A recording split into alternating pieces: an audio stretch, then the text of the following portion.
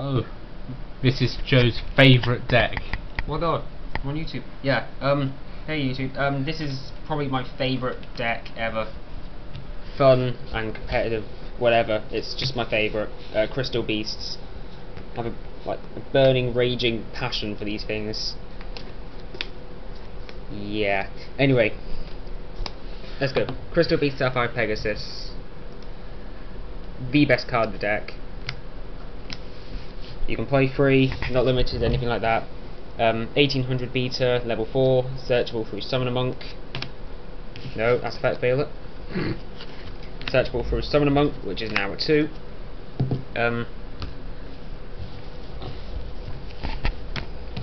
It's a beast. You can equip what do you call that trap?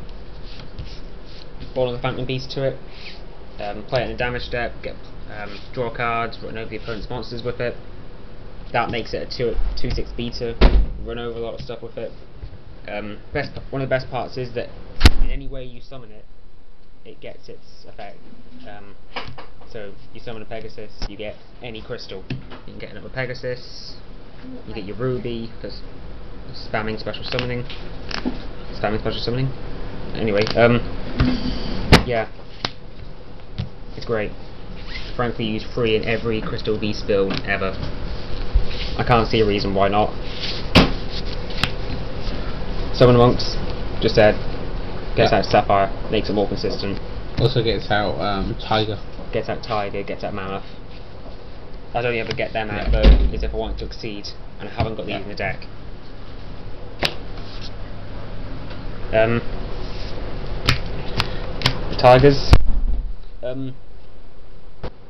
It's awesome. It can run over anything that's 1900 or less when it attacks. It goes gains 400 when it attacks. Can run over Thunder King. Runs over Stratos. This it runs over. Makes Roach look like a joke. Yeah. just summon Topaz and run over it. Again, you can equip it with Horn of the Phantom Beast. No, it can run over Christia. Yeah. Well, no, it's Suicides. Suicides into Christia. You can equip it with Crystal Release, and not only will it Suicide with Christia, but the Release will become a Crystal Beast, and the Topaz will become a Crystal. I mean, you have to end your battle phase to do that, which means you probably can't. You probably won't want to overextend in the main phase too. But the point is, you can get rid of the Christia that way. Yeah. The other crystals, frankly, them two are the main ones to me. Well, that and Ruby. Ruby Carbuncle. Probably the ace of the deck. Yeah, definitely. Probably 1 to 3 of them. I mean, it's searchable very, very easily with Sapphire Pegasus. I don't know, I've never really tried one. I've always played 2 or 3. I've bumped up to 3 now. I'm playing with Exceeds. It allows you to get into your Leviair, your Leviathan. In Photon Shockwave, you can make Gigant Brilliant. Pump everything up by 300. If you got 3 Sapphire Pegasus out, that's game. If they've got a clear field. It's low attack defense. If you have to, you can set it first turn after duality. It's just awesome. Normally I don't mind if it gets Effect Veiled or anything, because you know you still bring out your Crystal Beast Ruby and you can still exceed with it. And very rarely will Crystal Beast be bothered by Veiler. What I mean is, skill drain's more hurtful because they can't become crystals. It's not like they activate in the grave to become a crystal, it activates while it's a monster. Sorry if I'm pointing at the obvious here. Other crystals, the only one I'd play other one is Amber Mammoth. Can be equipped with Horn of the Phantom Beast, pumps them up to 2/5. Very rarely do I ever use this effect. It might be to save a Ruby that for some reason is in attack mode, to stop me from taking massive damage. I gotta play enemy controller. Yeah, enemy controller even. Which is probably why it will be in attack. It's just meh. It's just another Crystal Beast. I only really play them because you need more crystal targets. The only other crystal I'd even consider Eagle, if you misplay really badly and mess up your back row, you can use that to put your stuff back to your deck and try again. If you feel like your back row too much, play in abundance. Or failing that, if you are in desperate need of crystals to get back from your grave, bounce back the Sapphire Pegasus on top of your deck. Then the next turn when you draw it, you can use it and grab the crystal from anywhere. You can get it from hand, deck or grave. That's an okay way to get them out, but it's not the best way if you're looking to get crystals out. You probably play that a third Amber Mammoth over any crystal Cobalt Eagles. Yeah, now I'll actually talk properly about these. They help every crystal that isn't a ruby or Cobalt Eagle if you're playing it run over a Stardust. Amber Mammoth suicides into it, Topaz Tiger runs over it on your turn, Pegasus runs over it. You can run over Monarchs with it, Stardust, Chaos Sorcerer. Chaos Sorcerer. In combination with Crystal Release, you can run over the 3K sort of monsters. The Blackluster, Judgment Dragons, although it's unlikely because it's a trap, probably get blown up, but yeah, you get the idea. It's just good. I mean, beforehand I didn't play it because I assumed it could only be equipped to Beast and Beast Warrior, as it does, but I thought that Crystal Beast Sapphire Pegasus was a winged beast. So every time I looked at people's deck lists putting this in, I thought, what the hell are you doing, you scrubs? But anyway, yeah, so I deserve a slap for that. Main spells you can sort of use in the deck. Duality is so good in this. You can make awesome first turn plays by going Duality, and it helps you get your Sapphire Pegasus so much quicker. Or if you can't get hold of your Pegasus, you get your Summon Monk. It's just great. Add pieces like Crystal Beacons. I mean, I used to play, say, 3 Beacon, but I've cut it down because now I can do Duality into it. It's awesome. That's probably, well, no, that's a lie. Mind Control. Use it to steal an opponent's monster, use its effect if you have to. Exceed with it is the main thing. Like take an opponent's Keyzan or a Stratos, exceed with it with an Amber Mammoth into a Utopia. Synchronize it as well. Awesome. The rest of the sort of staples don't really need to mention, that sort of stuff. Only thing I wouldn't suggest is Storm. I'd rather play 3 MSTs over that. I don't like the idea of drawing into it late game and having to Storm when I have crystals out. MSTs, I know it only pops 1 card, but in this format where something's probably going to be chained anyway, I'd rather just use the MST rather than the Storm and not lose my stuff in the process. Basically, you're playing a heavy trap yeah, lineup. if they were playing heavy trap line, you side into the Storm. Yeah. I mean, I'd probably side. If I find the room, I'd main 2 MSTs somehow, and then side an MST and a Storm, just in case. I don't want to run the risk of needing it and not having it at all. Yeah. Take a look at the best field spell in the game. Right, 5 different effects. First one, prevents it being destroyed. Judgment Dragon has to use its effect twice to blow up this thing, as long as you have 1 Crystal Beasting spell in trap card zone. I had to do it 3 times to get rid of that fucker. Yeah, Andrew knows all too well. If you have a Crystal Beast in your back row, Crystal Beast is a monster, it takes them 3 destruction, 3 pay of life points to destroy this card. Its second effect saves you a ton of life points over the course of the game, especially if it ends up being a long match. Sorry, a long game, you know what I mean. Third effect kind of makes up for MSTs if you're not sort of playing them. Only thing it can't stop is counter traps. Its fourth effect gets you more cards every turn. You draw. Yeah, and you can replace your already active ruins with another one, and then draw again.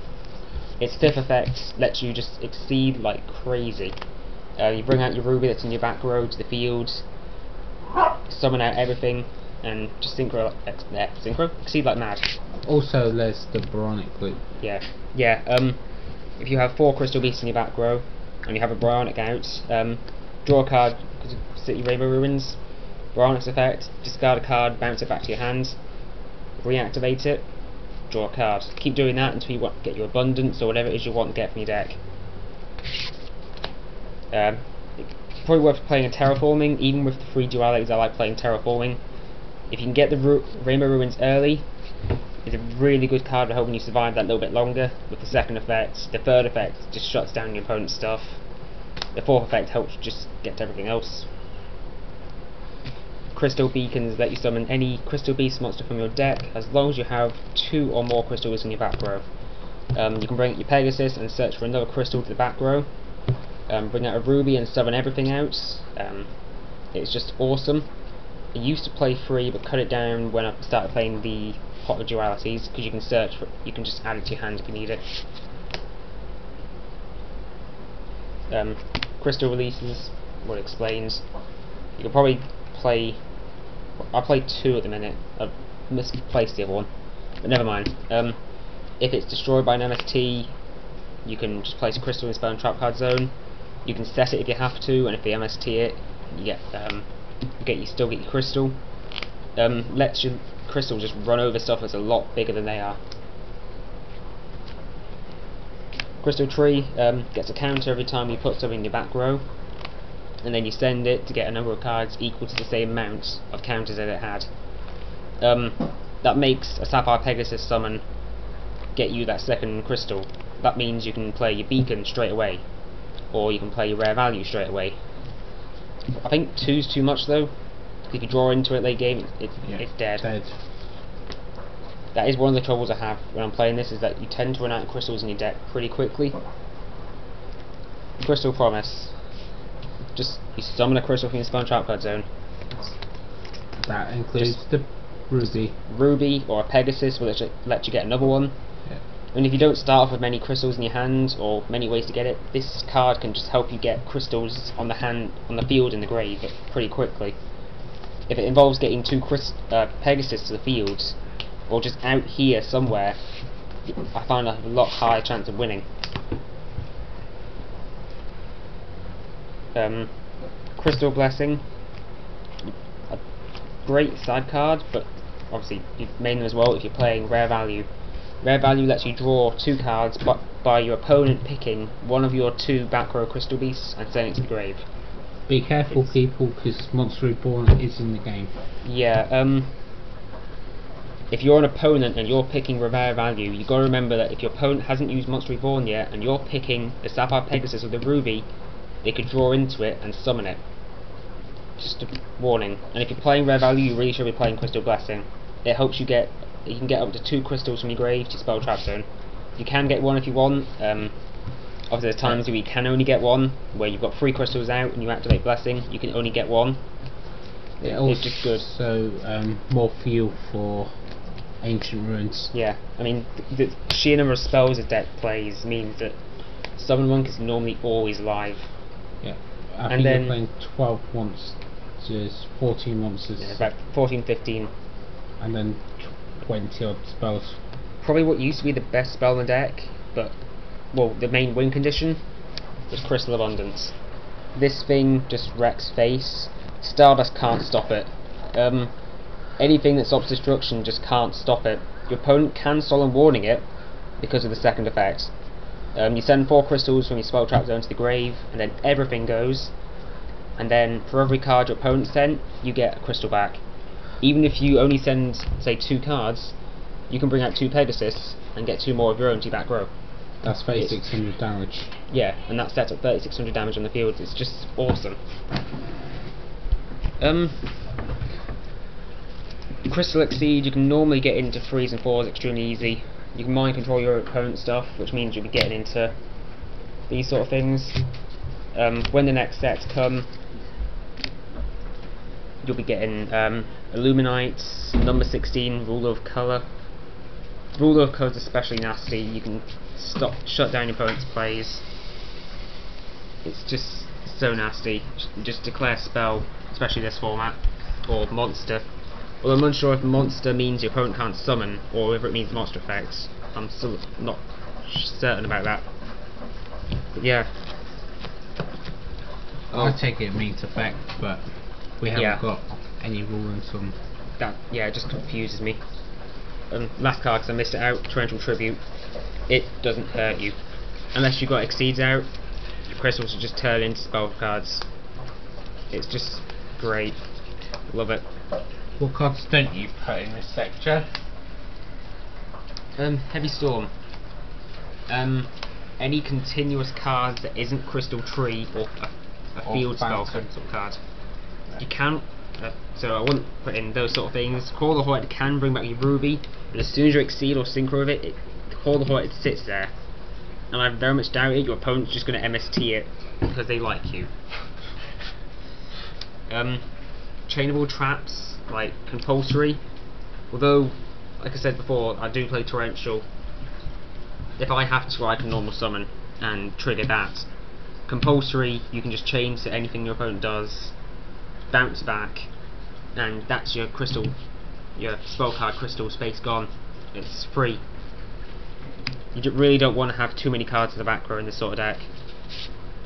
But yeah, so that's pretty much it. Thank you for watching. If you think I'm a gigantic faggot, just put it in the comments.